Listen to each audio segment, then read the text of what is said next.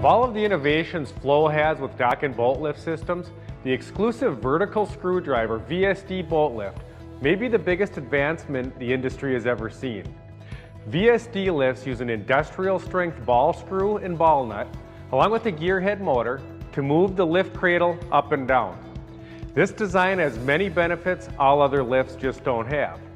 First, it's very fast and whisper quiet.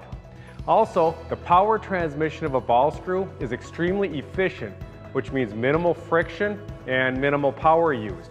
In fact, we tested a fully loaded lift to cycle all the way up and all the way down 177 times on a single charge.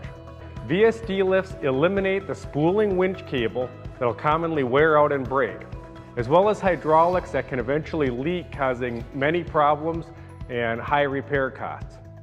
As mentioned earlier, VSD lifts are industrial strength. The ball screw is rated for 20,000 cycles under extreme loads in an industrial environment. That means when used in an application like this on a boat lift, it will never wear out. So if you're looking for a long-lasting, low-maintenance, fast, quiet, and state-of-the-art boat lift, the VSD lift is the ideal choice.